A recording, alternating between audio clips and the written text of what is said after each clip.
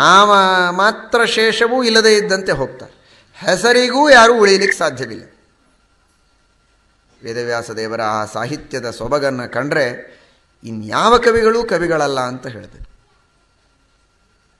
ಎಷ್ಟು ಸುಂದರವಾಗಿ ವರ್ಣನೆ ಮಾಡ್ತಾರೆ. ಒಂದು ಮಳೆ.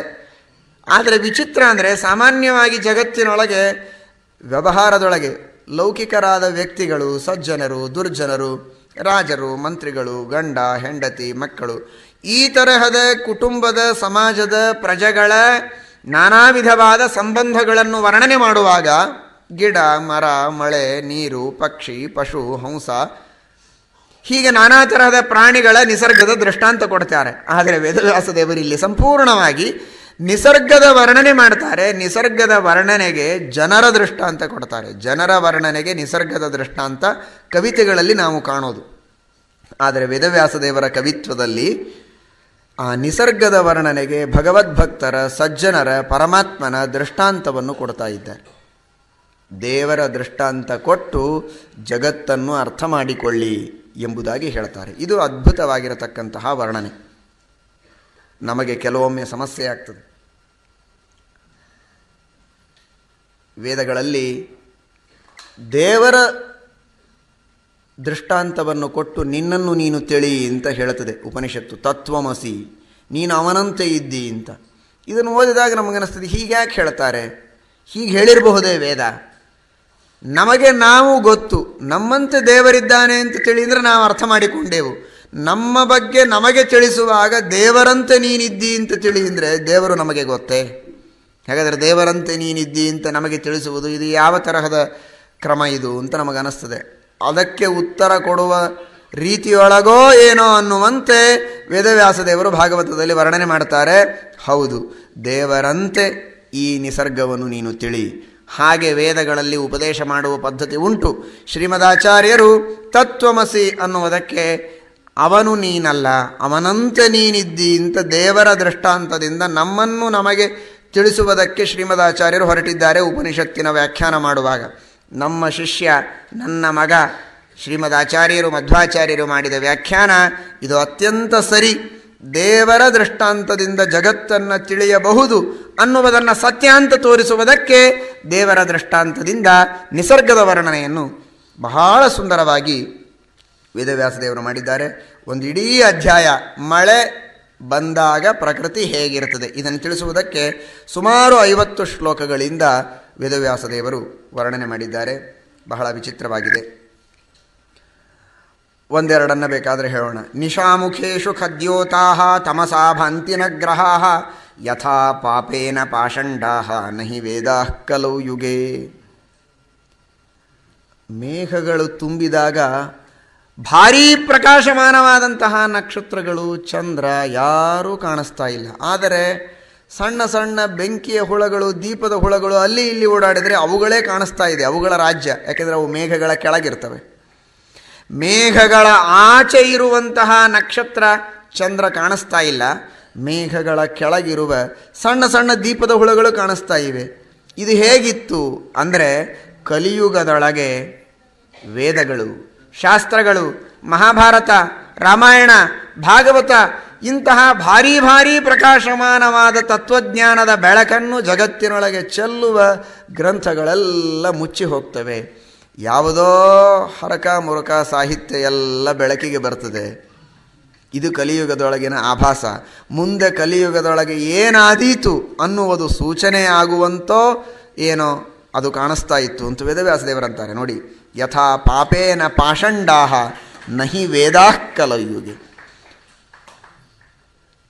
ದುಷ್ಟವಾದಂತಹ ಜನರ ದುಷ್ಟವಾದ ಪಾಪಕೃತ್ಯಗಳೆಂಬ ಮೇಘಗಳಿಂದ ಆ ವೇದಗಳು, ಶಾಸ್ತ್ರಗಳು, ಭಾಗವತಾದಿ ಸಚ್ಚಾಸ್ತ್ರಗಳು ಎಲ್ಲಿಯೋ ಮುಚ್ಚಿ ಹೋಗ್ತದೆ. ನೋಡಿದರೆ ಅಪಾರವಾದ ಬೆಳಕು. ಇಂತಹ ಒಂದಲ್ಲ ಎರಡಲ್ಲ ನೂರಾರು ಭೂಮಿಗಳನ್ನು ನುಂಗಿ ನೀರು ಕುಡಿಯುವ ಅದ್ಭುತವಾದ ಗಾತ್ರದ ಒಂದೊಂದು ನಕ್ಷತ್ರಗಳಿವೆ ಗ್ಯಾಲಕ್ಸಿ ಒಳಗೆ. ಆದರೆ ಅವುಗಳೆಲ್ಲ ಮುಚ್ಚಿ ಹೋಗ್ತದೆ. ಮಹಾಭಾರತ ಏನು, ರಾಮಾಯಣ ಏನು, ಪಂಚರಾತ್ರಗಳೇನು, ವೇದಗಳೇನು, ಎಂತೆಂತಹ ನಕ್ಷತ್ರಗಳಿವು. ಆದರೆ ಅವುಗಳೆಲ್ಲ ಮುಚ್ಚಿ ಹೋಗ್ತವೆ. ಏನೂ ಇಲ್ಲದ, ಕೆಲಸಕ್ಕೆ ಬಾರದ ಹೊಲಸು ಸಾಹಿತ್ಯಗಳು ಪ್ರಕಾಶಕ್ಕೆ ಬರ್ತವೆ. ಇದು ಕಲಿಯುಗದೊಳಗಿನ ಆಭಾಸ. ಅಂತ ತೋರ್ತಿತ್ತಂತೆ. ಆ ಮಳೆಯೊಳಗಿನ ವಾತಾವರಣ ನೋಡಿದರೆ ಏನಿದು, ಇದರ ಮೇಲೆ ಎಷ್ಟು ನಾವು ಚಿಂತನೆ ಮಾಡಿದರೂ ಕಡಿಮೆ ಇದೆ ಅಲ್ವಾ? ಎಂತಹ ಆಹಾರವನ್ನು ಕೊಟ್ಟಿದ್ದಾರೆ ಸಾಹಿತ್ಯಕ್ಕೆ ವೇದವ್ಯಾಸದೇವರು. ಇನ್ನು ಕೆಲವೊಮ್ಮೆ ಕಪ್ಪೆಗಳು ಒದರಲಿಕ್ಕೆ ಪ್ರಾರಂಭ ಮಾಡಿದವಂತೆ. ಶ್ರುತ್ವಾ ಪರ್ಜನ್ಯ ನಿನದಂ ಮಂಡೂಕಾಹ ವ್ಯಸೃಜನ್ ಗಿರಹ. ಆ ಮೇಘಗಳ ಧ್ವನಿ ಕೇಳಿದರೆ ಕಪ್ಪೆಗಳಿಗೆ ಉತ್ಸಾಹ ಬರ್ತದಂತೆ. ನೀವೇ ಹೇಳಬೇಕು, ಶಹರದೊಳಗಿದ್ದವ್ರಿಗಿಂತಲೂ ಹಳ್ಳಿಯೊಳಗಿದ್ದ ಜನ ಇದರ ವರ್ಣನೆ. ನಮಗೆ ಕಪ್ಪೆ ಭಾಳ ಸಿಗುವುದಿಲ್ಲ. ಕಪ್ಪು ಜನ ರಗಡೆ ಸಿಗ್ತಾರೆ, ಆದರೆ ಕಪ್ಪೆಗಳು ಸಿಗುವುದಿಲ್ಲ. ಆ ಕಪ್ಪೆಗಳು ಮೇಘಗಳ ಧ್ವನಿ ಕೇಳಿದರೆ ಒದರ್ತವಂತೆ. ಅದು ಹೇಗೆ ಕಾಣಿಸ್ತು? ವೇದವ್ಯಾಸದೇವರಂತಾರೆ, ತೂಷ್ಣೀಂ ಶಯಾನಾ ಪ್ರಾಗ್ಯದ್ವದ್ ಬ್ರಾಹ್ಮಣಾ ನಿಯಮಾತ್ತೆಯೇ. ಸುಮ್ಮನೆ ಕುಳಿತಿರ್ತಾರಂತೆ ಬ್ರಾಹ್ಮಣರು, ಭಾಳ ಮಾತಾಡೋದಿಲ್ಲ, ಗಂಭೀರವಾಗಿರ್ತಾರೆ. ಆದರೆ ಎಲ್ಲಿಯಾದರೂ ಏನಾದರೂ ನಿಯಮದ ಅತ್ಯಯ ಆಯಿತು, ಮೈಲಿಗೆ ಆಯಿತು, ಅವ್ಯವಸ್ಥೆ ಆಯಿತು, ದೇವರ ನಿಂದೆ ನಡೀತಾ ಇದೆ, ಧರ್ಮದ ದ್ರೋಹ ನಡೀತಾ ಇದೆ, ಯಾರೋ ನಿಯಮವನ್ನು ಸರಿಯಾಗಿ ಪರಿಪಾಲನೆ ಮಾಡಲಿಲ್ಲ, ಎಲ್ಲಿಯೋ ಏಕಾದಶಿ ದಿವಸ ಉಪ್ಪಿಟ್ಟಿನ ವಾಸನೆ ಬರ್ತಾ ಇದೆ ಅಂದರೆ ಹಾಗೆ ಹೇಳ್ತಾರೆ ನೋಡ್ರಿ. ಬ್ರಾಹ್ಮಣ ನಿಯಮಾತ್ಯಯೇ. ನಿಯಮವನ್ನು ಯಾರಾದರೂ ಮೀರ್ತಾರೆ ಅಂದರೆ ಧ್ವನಿ ಎಲ್ಲಿಂದ ಬರ್ತದೆ ಗೊತ್ತಾಗೋದಿಲ್ಲ. ಹಾಗೆ ಅಂದ್ರೆ ನೋಡ್ರಿ, ಯಾವುದೋ ಕಪ್ಪಿ ಎಲ್ಲೇ ಒದರಿದ್ರೆ ವೇದವ್ಯಾಸದೇವರ ದೃಷ್ಟಾಂತ ಹೇಗೆ ಕೊಡ್ತಾರೆ ನೋಡ್ರಿ. ಕಪ್ಪೆ ಮಳೆ ಬರುವವರೆಗೂ ಸುಮ್ಮನೆ ಬಿದ್ದ ಕಪ್ಪೆಗಳು ಮೇಘಗಳ ಧ್ವನಿ ಕೇಳಿದರೆ ಶಬ್ದ ಮಾಡಿದವಂತೆ. ಅದರಂತೆ ದುರ್ಜನರು ಶಬ್ದ ಮಾಡಿದರೆ, ನಾನಾ ವಿಧವಾಗಿರತಕ್ಕಂತಹ ನಿಯಮಗಳನ್ನು ಮೀರಿ ತಮ್ಮ ಗೆರೆಗಳನ್ನು ದಾಟಿ ಜನರೇನಾದರೂ ನಡೆದರೆ ಆಗ ಮಾತ್ರ ಈ ಕಪ್ಪೆಗಳು, ಅಂದರೆ ಕಪ್ಪೆಯಿಂದ ಕರಿಬೇಡ್ರಿ ಮತ್ತು ನಾಳೆ ಬ್ರಾಹ್ಮಣರನ್ನು ಹೋಗಿ, ಬ್ರಾಹ್ಮಣರೆಂಬ ಕಪ್ಪೆಗಳು ಸುಮ್ಮನೆ ಕೂಡುವುದಿಲ್ಲ. ಹಾಗೆ ತಮ್ಮ ಒಳಗಿನ ವೇದವಾಣಿಯನ್ನು ಹೊರಗೆ ಹಾಕ್ತಾರೆ. ಮೇಘಗಂಭೀರವಾದ ಧ್ವನಿಯಿಂದ ಅಧರ್ಮವನ್ನು ತಡೆದು ಹಿಡಿತಾರಂತೆ ಸಜ್ಜನರು. ತೂಷ್ಣೀಂ ಶಯಾನಾ ಪ್ರಾಗ್ಯದ್ವತ್ ಬ್ರಾಹ್ಮಣಾ ನಿಯಮಾತ್ಯಯೇ. ಈ ರೀತಿಯಾಗಿ ಕ್ಷುದ್ರ ನದಿಗಳು, ಕೃಷ್ಣಾ ನದಿಯಲ್ಲ, ಇದು ಭಾಳ ದೊಡ್ಡ ನದಿ. ಇದು ಕೆಲವು ಸಾಮಾನ್ಯ ನದಿಗಳು ಏನು ಪಾಪ ಅವು ಎಲ್ಲೋ ಮೂಲೆಯೊಳಗೆ ಹೀಗೆ ಹರಿತಾ ಇರ್ತವೆ. ಆದರೆ ಈ ಮಳೆಗಾಲದೊಳಗೆ ಮಹಾಪೂರ ಬಂದು ಹಳ್ಳ ಬಂದು ಅಲ್ಲಿ ಇಲ್ಲಿ ನೀರು ಸೇರಿಕೊಂಡು ಏನು ನದಿಯ ದಂಡೆಯನ್ನು ದಾಟಿ ಊರೊಳಗೆಲ್ಲ ಹೊಕ್ಕು ಹೇಗೆ ಬೇಕಾಗಿ ಹಾಗೆ ಅಸ್ತವ್ಯಸ್ತವಾಗಿ ಆ ಕ್ಷುದ್ರ ನದಿಗಳೆಲ್ಲ ಹರಿಯಲಿಕ್ಕೆ ಪ್ರಾರಂಭ ಮಾಡಿದವಂತೆ ವರ್ಷಾ ಋತುವೊಳಗೆ. ಅದು ಹೇಗೆ ಕಾಣಿಸ್ತು ಅಂದರೆ, ಪುಂಸೋ ಯಥಾಸ್ವತಂತ್ರಸ್ಯ ದೇಹೋ ದ್ರವಿಣ ಸಂಪದ. ಒಬ್ಬ ಸಾಮಾನ್ಯ ಮನುಷ್ಯ, ಏನು ಯೋಗ್ಯತೆ ಇಲ್ಲ, ಜ್ಞಾನ ಇಲ್ಲ, ತಿಳುವಳಿಕೆ ಇಲ್ಲ, ದಡ್ಡ, ಆದರೆ ದುಡ್ಡಿತ್ತು ಅಂದರೆ ತನ್ನ ರೇಖೆಗಳನ್ನು ಮೀರಿ ಅಹಂಕಾರದಿಂದ ತಲೆ ಎತ್ತಿ ನಡೀತಾ ಇರ್ತಾನೆ. ಹಾಗೆ ಕಾಣಿಸ್ತಂತೆ. ಯೋಗ್ಯತೆ ಇಲ್ಲದ ನದಿಗಳು ಮಳೆಗಾಲದ ಪ್ರಭಾವದಿಂದ ತಮ್ಮ ದಂಡೆಯನ್ನು ಮೀರಿ ಹರಿಯುವುದು ಹೇಗಿದೆ ಅಂದರೆ, ತನಗೆ ಯೋಗ್ಯತೆ ಇಲ್ಲದ ವ್ಯಕ್ತಿಯು ದುಡ್ಡಿನ ಮದದಿಂದ ಅಹಂಕಾರದಿಂದ ಯಾರನ್ನೂ ಲೆಕ್ಕಿಸದೆ ತಲೆಯ ಮೇಲೆ ಕಣ್ಣು ಮಾಡಿಕೊಂಡು ನಡೀತಾನಲ್ಲ, ಹಾಗೆ ಈ ನದಿಗಳು ತೋರಿದವಂತೆ ಅಂತಂತಾರೆ.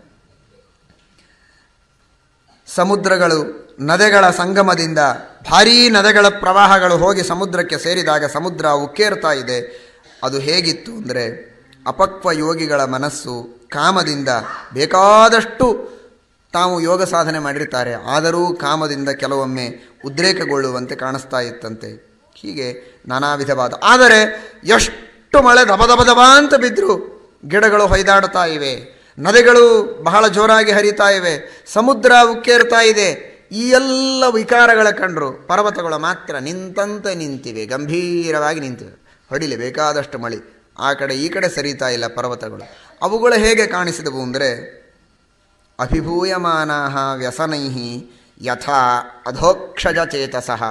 ಭಗವಂತನಲ್ಲಿ ದೃಢವಾದ ಭಕ್ತಿ ಇರತಕ್ಕಂತಹ ಸಜ್ಜನರಿಗೆ ಸಾವಿರಾರು ಆಪತ್ತುಗಳು ಎದುರಿಗೆ ಬರಲಿ, ಅವರಿಗೇನು ಆಪತ್ತು ಬಂದಾವೋ ಬಂದಿಲ್ಲೋ ಅನ್ನೋ ಹಾಗೆ ನಗನಗತಾ ಏಕಪ್ರಕಾರವಾಗಿರ್ತಾರಂತೆ. ಹಾಗೆ ಕಾಣಿಸಿದವಂತೆ ಪರ್ವತಗಳು. ನೋಡ್ರಿ, ಪರ್ವತಗಳ ದೃಷ್ಟಾಂತ ಭಕ್ತರಿಗೆ ಕೊಡ್ತಾ ಇಲ್ಲ, ಭಕ್ತರ ದೃಷ್ಟಾಂತವನ್ನು ಪರ್ವತಗಳಿಗೆ ಕೊಡ್ತಾ ಇದ್ದಾರೆ ವೇದವ್ಯಾಸದೇವರು. ಬೇಕಾದಷ್ಟು ಕಷ್ಟ ಬರಲಿ. ನಮ್ಮ ಗುರುಗಳು ಹೇಳ್ತಾ ಇದ್ರು, ನೀವೆಲ್ಲ ಕೇಳಿರ್ಬೇಕು ಅವ್ರ ಮುಖದಿಂದ ಮಾತು, ನಾನು ಹುಟ್ಟೋದೇ ಕೋರ್ಟ್ರೊಳಗೆ ಹುಟ್ಟೀನಿ, ಸಾಯೋದು ಕೋರ್ಟ್ರೊಳಗೆ ಸಾಯ್ತೀನಿ ಅಂತ. ಹುಟ್ಟಿದಾರಬ್ಬೆ ಸಾವಿರಾರು ದುಃಖಗಳು, ಸಾವಿರಾರು ಕಷ್ಟಗಳು, ಸಾವಿರಾರು ಆಪತ್ತುಗಳು. ಆದರೆ ನಿಮ್ಮ ಜೊತೆಗೆ ಓಡಾಡುವಾಗ ಅವರಿಗೆ ಇಷ್ಟೆಲ್ಲ ಇದೆ ಅಂತ ನಿಮಗೆ ಅನಿಸ್ತಿತ್ತೇನೆ? ಏನಿಲ್ಲ. ಕಾರಣ ಏನು? ಅವುಗಳನ್ನು ದುಃಖ ಅಂತ ಅಂದ್ಕೊಂಡಿದ್ದೇ ಇಲ್ಲ ಅವರು. ಅದಕ್ಕೆ ಕಾರಣ ಕೊಡ್ತದೆ ಭಾಗವತ. ಅಧೋಕ್ಷಜ ಚೇತಸಃ. ಅಧೋಕ್ಷಜ, ಕಣ್ಣಿಗೆ ಕಾಣದ ಒಂದು ಪರದೈವದೊಳಗೆ ದೃಢವಾದ ನಂಬಿಕೆಯನ್ನು ವಿಶ್ವಾಸವನ್ನು ಇಟ್ಟ ವ್ಯಕ್ತಿಗಳು. ಹೀಗಾಗಿ ಕಣ್ಣಿಗೆ ಕಾಣದ ಆ ಪರಮಾತ್ಮನಲ್ಲಿ ದೃಢವಾಗಿ ನಂಬಿಕೆ ಇಟ್ಟದ್ದಕ್ಕೆ ದುಃಖಗಳೂ ಅವರ ಕಣ್ಣಿಗೆ ಕಾಣದಂತೆ ಹೋಗಿಬಿಡ್ತವಂತೆ. ಅಧೋಕ್ಷಜ ಚೇತಸಃ, ಕಣ್ಣಿಗೆ ಕಾಣದ ಪರಮಾತ್ಮನಲ್ಲಿ ದೃಢವಾದ ನಂಬಿಕೆ ಇಟ್ಟವರು. ನಾನು ಕಣ್ಣಿಗೆ ಕಾಣದಿದ್ದರೂ ನನ್ನಲ್ಲಿ ಈ ನಂಬಿಕೆಯೇ ನಿಮಗೆ, ಹಾಗಾದರೆ ನಿಮಗೆ ಯಾವ ದುಃಖಗಳೂ ಕಣ್ಣಿಗೆ ಕಾಣದಂತೆ, ನಿಮ್ಮೊಳಗಿನ ಯಾವ ವಿಧವಾಗಿರತಕ್ಕಂತಹ ವ್ಯಥೆಗಳು ಜನರ ಕಣ್ಣಿಗೂ ಕಾಣದಂತೆ ನಾನು ಮಾಡ್ತೇನೆ ಅಂತ ದೇವರಂತಾನಂತೆ. ಹಾಗೆ ಎಷ್ಟೇ ಮಳೆ ಬಿದ್ದರೂ ಪರ್ವತಗಳು ಮಾತ್ರ ಗಂಭೀರವಾಗಿದ್ದವು, ದುಃಖಗಳೇನೇ ಬಂದರೂ ಸ್ಥಿರವಾಗಿ ಇರುವಂತಹ ಸಜ್ಜನರು ತಮ್ಮ ಕೆಲಸ ತಾವು ಬಿಡೋದಿಲ್ಲ. ನಿಂದಂತು ನೀತಿ ನಿಪುಣಾಃ ಯದಿ ವಾಸ್ತುವಂತು ಲಕ್ಷ್ಮೀ ಸಮಾವಿಶತು ಗಚ್ಚತು ವಾ ಯಥೇಷ್ಟಂ ಅದ್ಯೈವ ವಾ ಮರಣಮಸ್ತು ಯುಗಾಂತ ಏವ ನ್ಯಾಯಾತ್ ಪಥಃ ಪ್ರವಿಚಲಂತಿ ಪದಂ ನ ಧೀರಾಃ. ಜನರು ನಿಂದೆ ಮಾಡ್ತಾರೆ, ಮಾಡಲಿ, ಆಗೂ ಒಂದೇ ರೀತಿ. ಸ್ತೋತ್ರ ಮಾಡ್ತಾರೆ, ಆಗೂ ಒಂದೇ ರೀತಿ. ಸ್ತೋತ್ರ ಮಾಡಿದ್ದಕ್ಕೆ ಹಿರಿ ಹಿರಿ ಹಿಗ್ಗೋದಲ್ಲ, ನಿಂದೆ ಮಾಡಿದರೆ ಕುಗ್ಗೋದಲ್ಲ, ಏಕಪ್ರಕಾರವಾಗಿರಬೇಕು. ಸಂಪತ್ತು ಬಂತು, ಲಾಟ್ರಿ ಹತ್ತು, ಅಥವಾ ಸಂಪತ್ತು ಹೋಯಿತು, ಕಳತನ ಆಯಿತು, ಎರಡೂ ಸಂದರ್ಭದೊಳಗೆ ಒಂದೇ ರೀತಿ. ಇವತ್ತೇ ಮರಣ ಇದೆ ಅಂತ ಹೇಳಿ ಜ್ಯೋತಿಷಿಗಳು ಬಂದು ಏನು ಮನಸ್ಸಿನೊಳಗೆ ವಿಕಾರ ಇಲ್ಲ. ಇನ್ನೊಂದು 100 ವರ್ಷ 120 ವರ್ಷ ಬದುಕ್ತಿದ್ದಿ, ಮುಂದಿನ ಯುಗದೊಳಗೆ ನೀ ಸಾಯ್ತಿ ಅಂತ ಹೇಳಿ, ಆಗಲೂ ಅಷ್ಟು ದಿವಸ ನಾ ಬದುಕ್ತೀನಾ ಅಂತ ಸಂತೋಷಪಟ್ಟು ಹಾರ್ಟ್ ಫೇಲ್ ಆಗಿ ಸಾಯ್ತಾರೆ. ಮತ್ತೆ ಅಲ್ಲ, ಲಕ್ಷ್ಮೀ ಸಮಾವಿಶತು ಗಚ್ಚತು ವಾ ಯಥೇಷ್ಟಂ ಅದ್ಯೈವ ವಾ ಮರಣಮಸ್ತು ಯುಗಾಂತರೇವ ನ್ಯಾಯಾತ್ ಪಥಃ ಪ್ರವಿಚಲಂತಿ ಪದನ್ನ ಧೀರಃ. ನನ್ನ ಕೆಲಸ ಇಷ್ಟು, ನಾನು ಇಷ್ಟು ಧರ್ಮ ಮಾಡುವವನು, ನಾನಿಷ್ಟು ಸತ್ಯ ಮಾತನಾಡುವವನು, ನಾನಿಷ್ಟು ತಪಸ್ಸು ಮಾಡುವವನು. ಸತ್ರ ಸಾಯ್ತೀನೋ, ಬದುಕಿದ್ರೆ ಬದುಕ್ತೀನೋ, ಇದ್ರೆ ಇರ್ತೀನೋ, ಹೋದ್ರೆ ಹೋಗ್ತೀನೋ, ಶ್ರೀಮಂತನೋ ಬಡವನೋ, ಏನಾಗ್ತೀನೋ ಆಗ್ತೀನಿ. ಈ ಧೈರ್ಯ ಆ ಸಜ್ಜನರಿಗಿರ್ತದಂತೆ. ಹಾಗೆ ಪರ್ವತಗಳು ಕಂಡವಂತೆ. ಏನು ಬೇಕು, ಒಂದೊಂದು ಶ್ಲೋಕಕ್ಕೆ ಒಂದಾರು ವರ್ಣನೆ ಇದೆ, ನಿಮಗೆ ಬೇಸರ ಬರ್ತದೆ ಅಷ್ಟೇ. ಮೇಘಾಗಮೋತ್ಸವಾ ಹೃಷ್ಟಾ ಪ್ರತ್ಯನಂದನ್ ಶ್ರೀಖಂಡಿನಃ ಗೃಹೇಶು ತೃಪ್ತಾ ತಪ್ತಾ ನಿರ್ವಿಣ್ಣಾ ಯಥಾಚ್ಯುತ ಜನಾಗಮೆ. ಮೇಘಗಳನ್ನು ನೋಡಿ ನವಿಲುಗಳು ಕುಣಿಯಲಿಕ್ಕೆ ಪ್ರಾರಂಭ ಮಾಡಿದವಂತೆ. ಭಗವದ್ಭಕ್ತರು ಬಂದರೆ ಸಜ್ಜನರು ಕುಣಿತಾರಂತೆ, ಕುಣಿಬೇಕಂತೆ. ಬಹಳ ದೊಡ್ಡದದು. ಮುಂದೆ ನೀವು ಏನು ಮಾಡ್ತೀರೋ, ಊಟಕ್ಕೆ ಹಾಕ್ತಿರೋ ಹಾಕೋದಿಲ್ವೋ, ದುಡ್ಡು ಕೊಡ್ತಿರೋ, ದಕ್ಷಿಣೆ ಅದೆಲ್ಲ ಮುಂದಿನ ವಿಚಾರ. ಮನೆಗೆ ಬಂದ ತಕ್ಷಣ ಮೊದಲಿಗೆ ಸಂತೋಷ ಆಗಬೇಕು. ಸಜ್ಜನರು ಬಂದರೆ ಸಂತೋಷವಾಗೋದೇ ಬಹಳ ದೊಡ್ಡ ಲಕ್ಷಣ, ಬಹಳ ದೊಡ್ಡದಾಗಿರತಕ್ಕಂತಹ ಆದರ. ಅದು ಒಳ್ಳೆ ಮಾತಾಡಬೇಕು. ಬಂದದ್ದಕ್ಕೆ ಮುಖದ ಮೇಲೆ ಸಂತೋಷ ತೋರಿಸ್ಬೇಕಷ್ಟೇ ಅಲ್ಲ, ಸಂತೋಷ ಇರಬೇಕು. ಅನಿವಾರ್ಯವಾಗಿ ಸಂತೋಷ ಆಗದೇನೆ ಇದ್ದರೆ ಕನಿಷ್ಠ ಪಕ್ಷ ತೋರಿಸಿ ಆದರೂ ತೋರಿಸು. ಇದು ಶಾಸ್ತ್ರ ಹೇಳುವ ಮಾತು. ಅದನ್ನು ಹೇಳುತ್ತದೆ. ಗೃಹೇಶು ತಪ್ತಾಹ ನಿರ್ವಿಣ್ಣಾಹ. ಬರೀ ಸಾಂಸಾರಿಕ ಸುಖಗಳಲ್ಲಿ ಒದ್ದಾಡಿ ಒದ್ದಾಡಿ ಸಾಕಾದ ಜನರಿಗೆ ಒಬ್ಬ ಹರಿಕಥೆ ಹೇಳುವ ಭಗವದ್ಭಕ್ತ ಬರ್ತಾನೆ, ಒಬ್ಬ ವಿದ್ವಾಂಸ ಬಂದಿದ್ದಾನೆ, ವಿಷ್ಣುವಿನ ಭಕ್ತ ಬಂದಿದ್ದಾನೆ.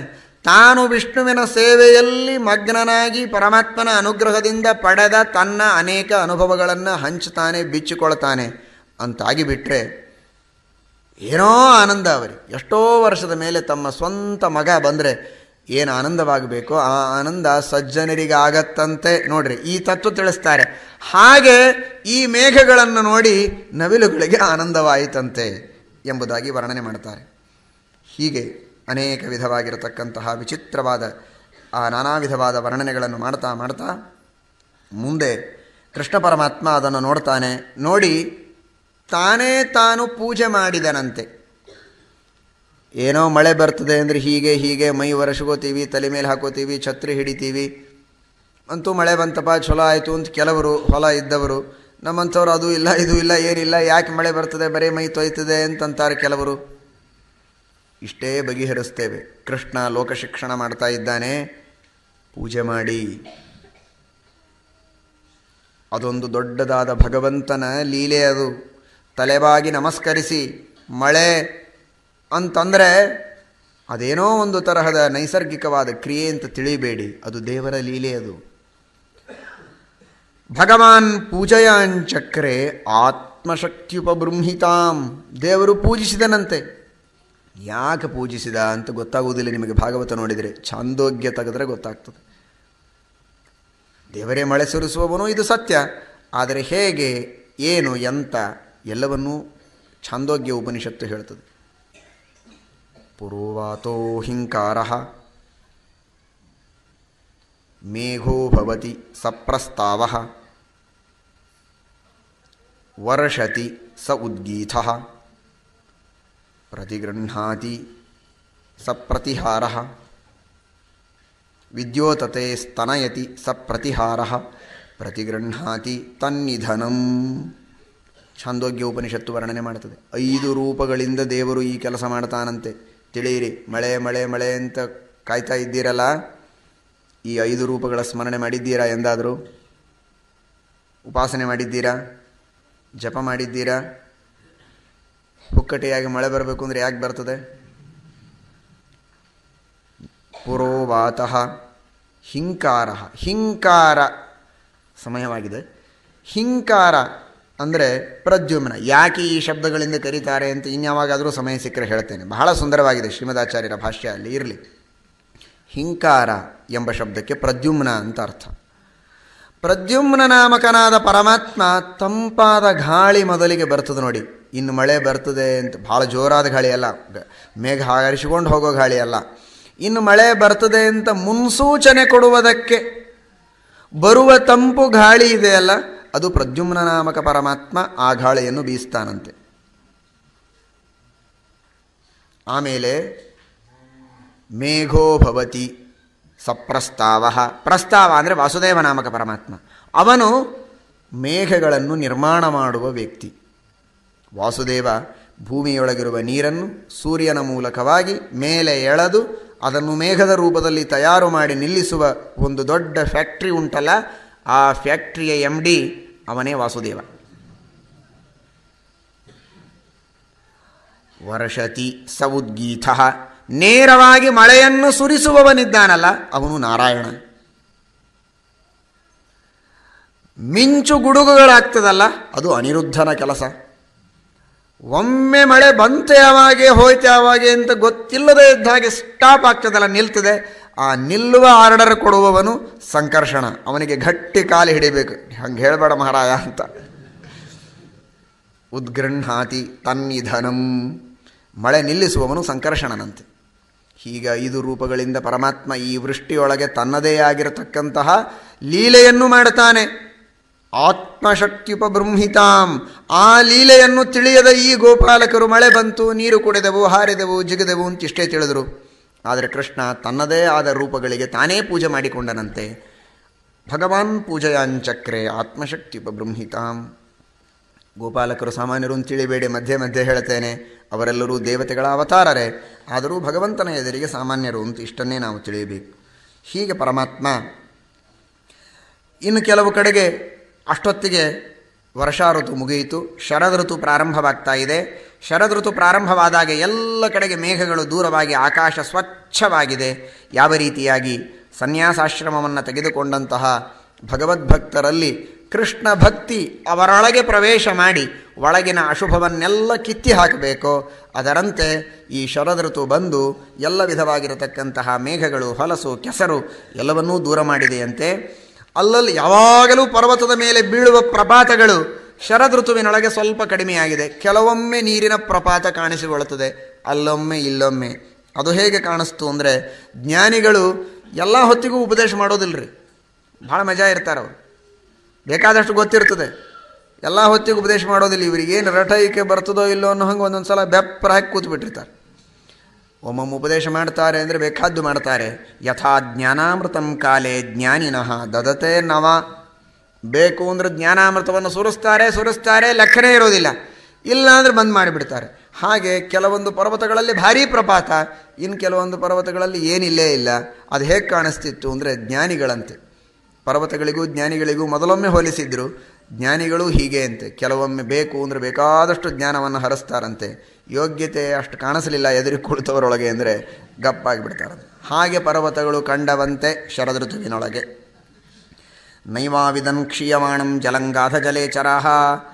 ಶರದ್ ಋತು ಬಂತು, ಬಿಸಿಲು ಬರ್ತಾ ಇದೆ, ನೀರುಗಳು ಒಣಗ್ತಾ ಇವೆ.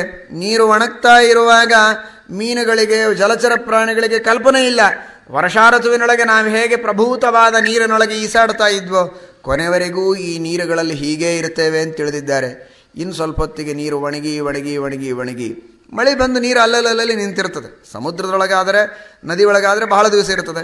ಎಲ್ಲಿಯೋ ನಿಂತು ನೀರು ಎಷ್ಟು ದಿವಸ ನಿಲ್ಲುತ್ತದೆ, ಬಿಸಿಲು ಬಂದ ಮೇಲೆ ಒಣಗಿ ಹೋಗ್ತದೆ. ಆದರೆ ಈ ಹುಚ್ಚುಗಳಿಗೆ ಗೊತ್ತಾಗೋದಿಲ್ಲ, ಅಲ್ಲೇ ಒದ್ದಾಡ್ತವೆ, ಕೊನೆಗೊಮ್ಮೆ ಸತ್ತು ಹೋಗ್ತವೆ. ಮನುಷ್ಯರ ಆಯುಷ್ಯನೂ ಹಾಗೆ ಅಂತಾರೆ ವೇದವ್ಯಾಸದೇವರು. ಶರದೃತುವಿನೊಳಗೆ ಮಳೆ ಬೀಳುವುದು ನಿಂತಾಗ ನಿಂತ ನೀರು ದಿನೇ ದಿನೇ ಒಣಗಿದರೂ ಒಣಗಿದೆ ಎಂದು ಗೊತ್ತಾಗದೆ ಅಲ್ಲಿಯೇ ಶಟದು ಸಾಯುವಂತೆ ಮೀನುಗಳು. ಈ ಜೀವರು ಕೂಡ ಆಯುಷ್ಯ ದಿನೇ ದಿನೇ ಕ್ಷೀಣವಾಗ್ತಾ ಇದೆ ಅಂತ ಗೊತ್ತಿದ್ದರೂ ಕೂಡ ಅಂತನ್ನೋದು ಗೊತ್ತಾಗದೆ ನಾವು ಹೀಗೇ ಅಜರಾಮರರು ಅಂತ ತಿಳಿದು ಆನಂದದಿಂದ ಇರ್ತಾರೆ. ಕೊನೆಗೊಂದು ದಿವಸ ಶಟದು ಸಾಯ್ತಾರೆ ಇವರು. ಹೀಗಾಗ್ತದೆ. ಶನೈಶ್ಶನೈರ್ಜಹುಃ ಪಂಕಂ ಸ್ಥಳಾನ್ಯಾಸಂಶ್ಚ ವಿರುಧಃ ಯಥಾಹಂ ಮಮತಾಂ ಧೀರಾಃ ಶರೀರಾದಿಶ್ವನಾತ್ ಅನಾತ್ಮಸು. ಕೆಸರುಗಳೆಲ್ಲ ಒಣಗಿವೆ. ಹೇಗೆ ಮನುಷ್ಯನಿಗೆ ಜ್ಞಾನ ಹೆಚ್ಚಾದಂತೆ ನಾನು ನನ್ನದು ಎಂಬ ಅಭಿಮಾನ ಬಿಡ್ತಾ ಹೋಗ್ತಾನೆ, ಹಾಗೆ ಮಳೆ ಹೋದಂತೆ, ಸೂರ್ಯ ಬಂದಂತೆ, ಸೂರ್ಯನ ಪ್ರಕಾಶ ಜ್ಞಾನದ ಸಂಕೇತ, ಜ್ಞಾನ ಬಂದಂತೆ ಕೆಸರು ಒಣಗಿದೆಯಂತೆ. ಅರ್ಥಾತ್ ನಾನು ನನ್ನದು ಎಂಬ ಅಭಿಮಾನಗಳನ್ನು ಜನರು ಬಿಟ್ಟಿದ್ದಾರೆ. ಹೀಗೆ ನಾನಾ ವಿಧವಾಗಿರತಕ್ಕಂತಹ ವಿಚಿತ್ರವಾದ ಲೀಲೆಗಳನ್ನು ಪರಮಾತ್ಮ ಆ ಶರದೃತುವಿನ ಮೂಲಕ ಆ ಎಲ್ಲ ನಿಸರ್ಗದೊಳಗೆ ತಾನೇ ನಿಂತು ಮಾಡಿಸ್ತಾ ಇದ್ದಾನೆ ಅಂತ ವರ್ಷಾ ಋತು ಶರದೃತುವಿನ ವರ್ಣನೆಯನ್ನು ಬಹಳ ಮಾಡಿದ್ದಾರೆ. ಬಹಳ ಸಂಕ್ಷಿಪ್ತವಾಗಿ ನಮ್ಮ ಅತಿ ಸಂಕ್ಷಿಪ್ತ ಬುದ್ಧಿಗೆ ತಿಳಿದಷ್ಟು ನಾವು ಅದನ್ನು ಹೇಳ್ತಾ ಇದ್ದೇವೆ. ಹೀಗೆ ಕೃಷ್ಣ ಪರಮಾತ್ಮ ಮಾಡಿ ಮುಂದೆ ವೇಣುಗಾನವನ್ನು ಮಾಡ್ತಾ ಇದ್ದಾನೆ ಕೃಷ್ಣ ಪರಮಾತ್ಮ.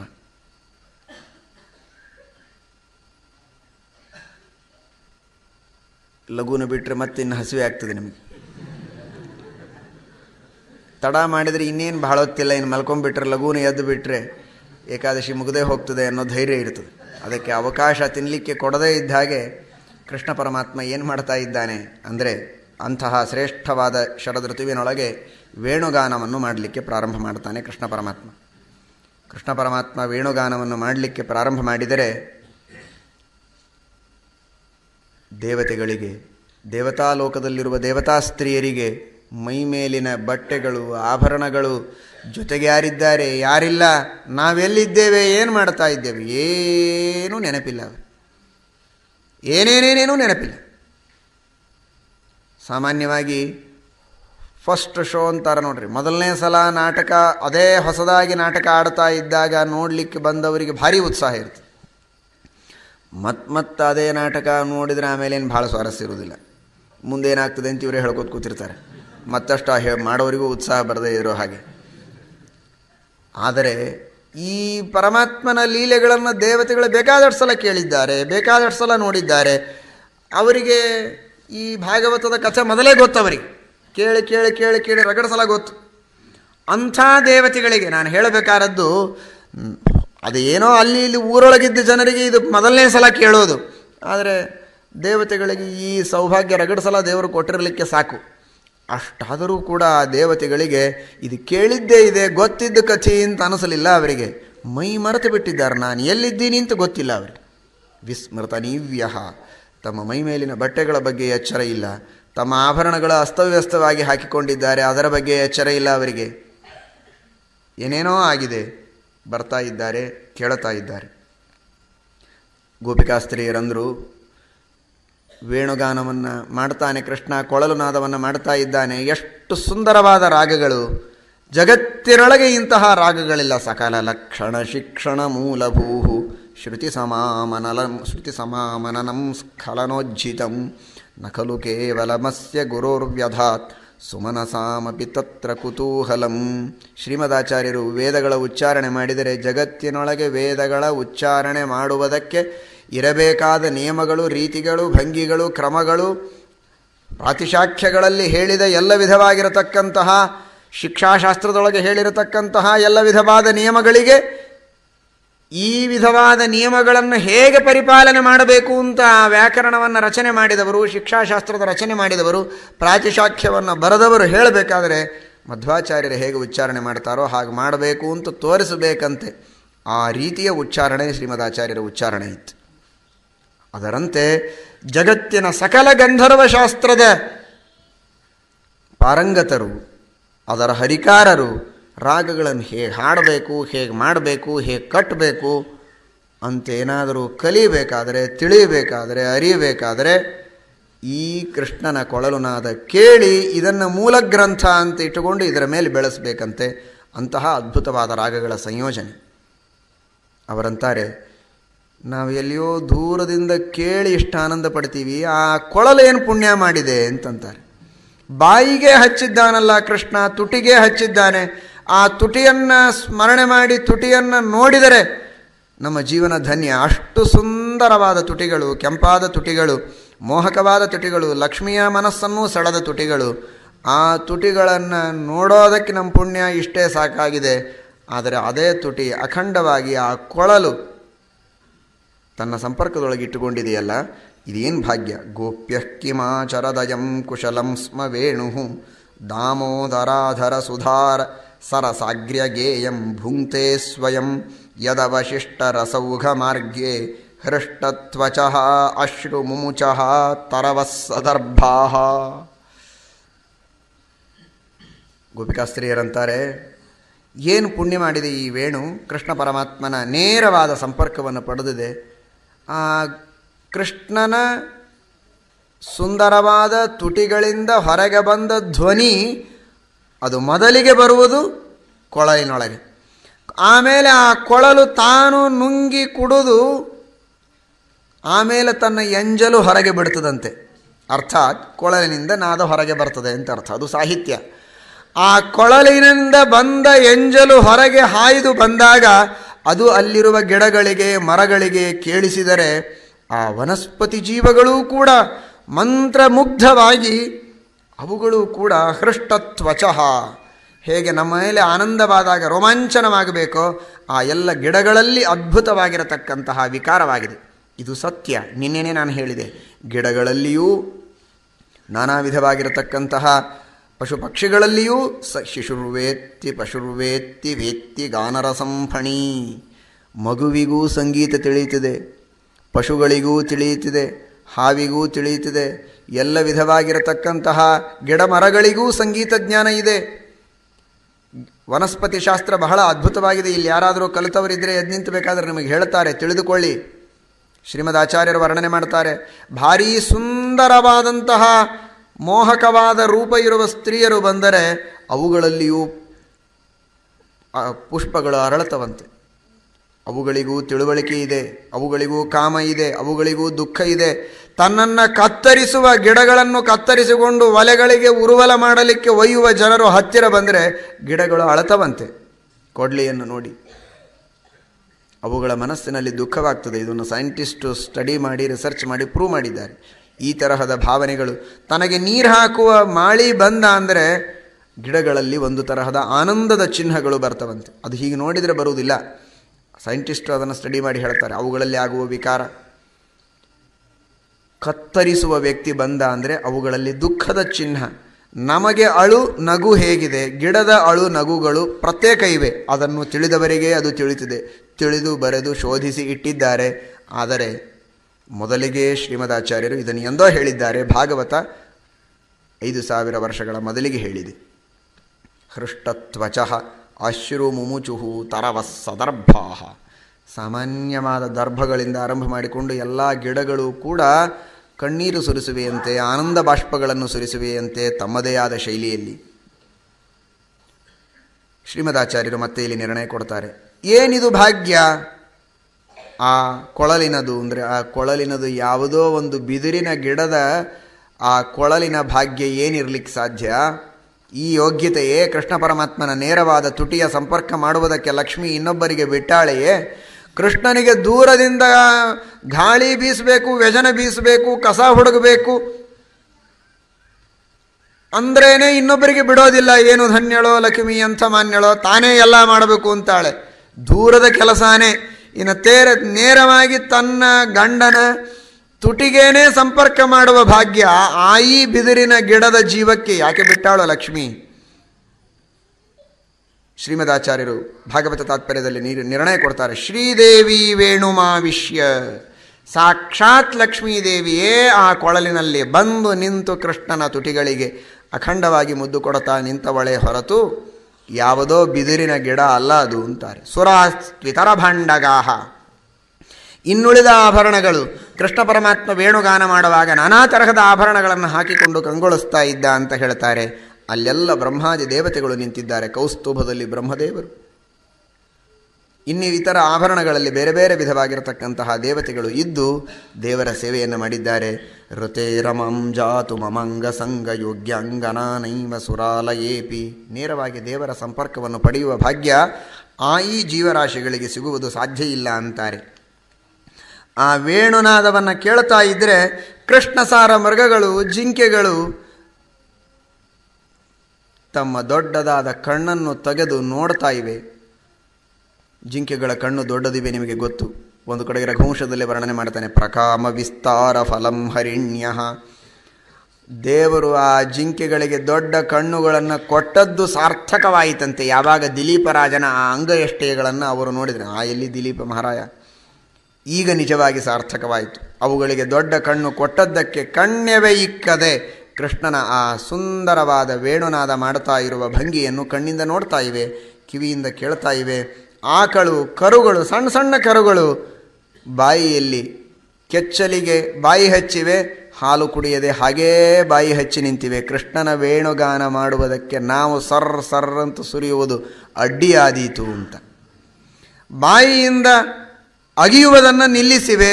ಆಕಳಗಳು ಹುಲ್ಲುಗಳನ್ನು ಹಾಗೇ ಬಾಯಿಯಲ್ಲಿ ಹಿಡಿದಿವೆ. ಸಾನಂದ ನಮ್ರತನವಃ ಕವಲಾಸ್ಮತಸ್ಥು.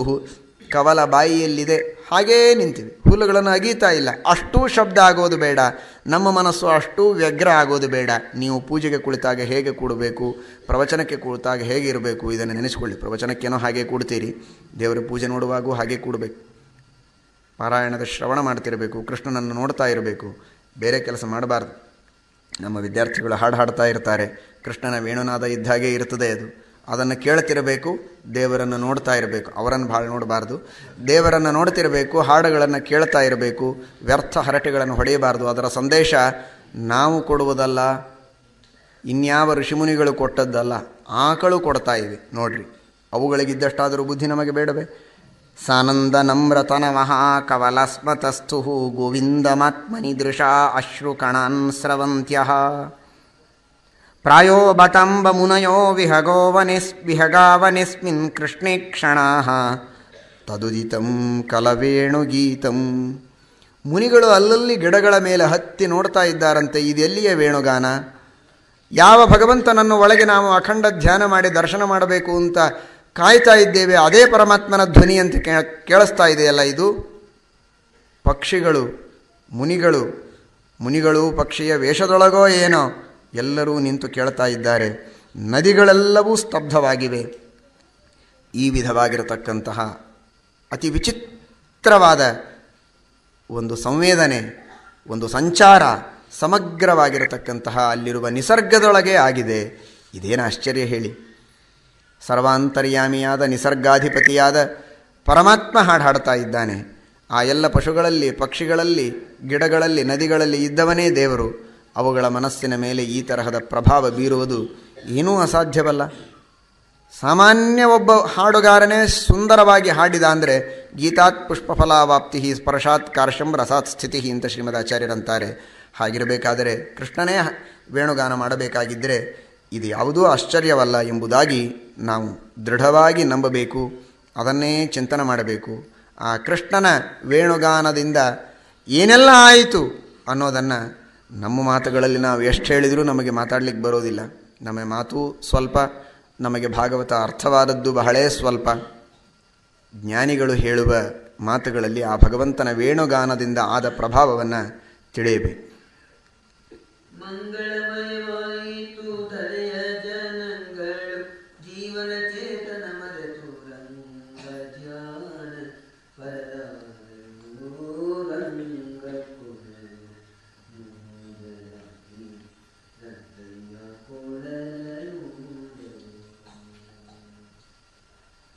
ಬಾಡಿದ ಬಳ್ಳಿ ಮರೆಗೋನೆ ಒಡೆದು ತೀರುವ ಮಂದ ಮಾರುತನ ಕೂಡಿ ತೂಗ್ಯಾಡುತ್ತಿರುವ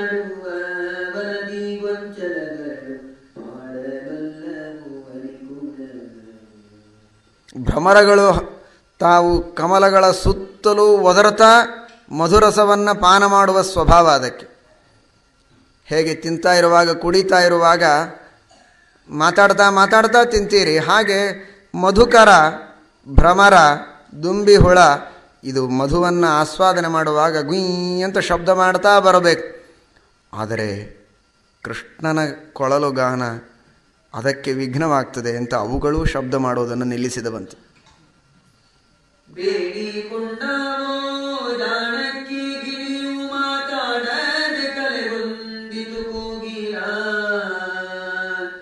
ಓಡಾಟ ವೈಯಾಟ ಜರಿದು ಖಗಾಮೃಗ ಗಾಢ ನಿದ್ರೆಗೆ ವಶವಾದರು ರಂಗ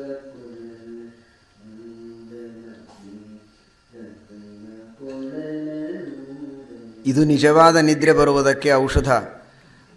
ಯಾವುದು ತಗೋತೀರಪ್ಪ ಅದನ್ನು?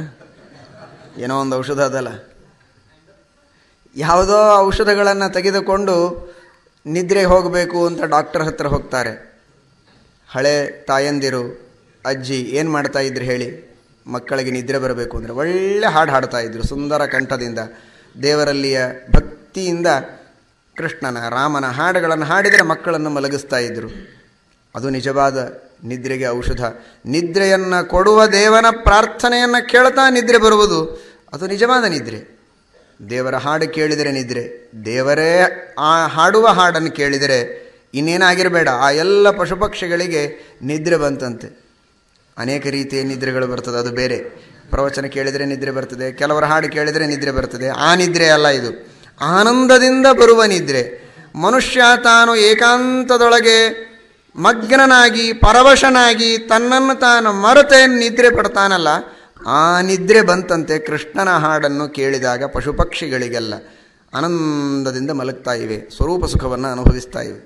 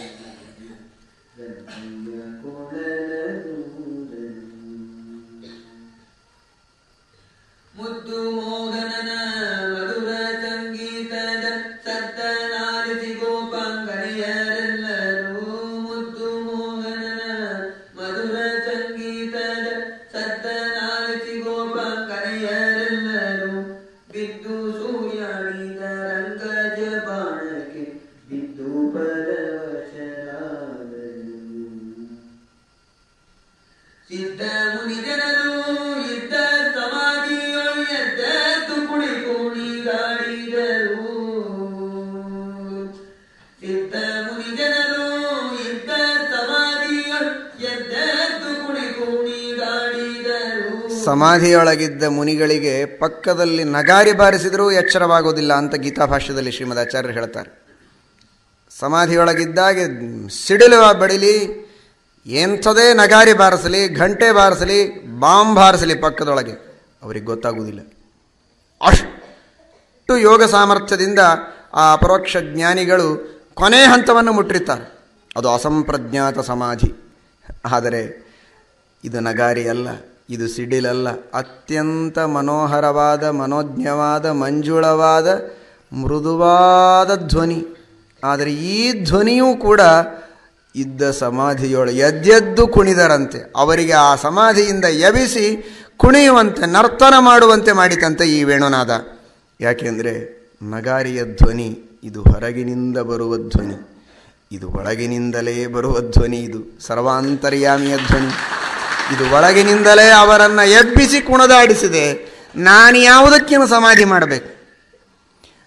ಇಂತಹ ಶ್ರೀಕೃಷ್ಣ ಪರಮಾತ್ಮನ ದರ್ಶನಕ್ಕಾಗಿಯೇ ನಾವು ತಾನೇ ಸಮಾಧಿ ಮಾಡೋದು. ಆ ಕೃಷ್ಣನೇ ಕೊಳಲು ನಾದ ಮಾಡುವಾಗ ಅದಕ್ಕೂ ನಾವು ಕುಣಿಯದೆ ಸಮಾಧಿ ಮಾಡ್ತೇವೆ ಅಂತಿಲ್ಲಿ ಕುಳಿದ್ರೆ ನಮ್ಮದೇ ಸಮಾಧಿ ಮಾಡ್ಯಾರ ಯಾರಾದರೂ? ಸಾಕಿನ್ನೀ ಸಮಾಧಿ ಇಂತ ಎದ್ದೆದ್ದು ಕುಣಿದರಂತೆ ಮುನಿಗಳು. ಶ್ರೀಕೃಷ್ಣಾರ್ಪಣಮಸ್ತು.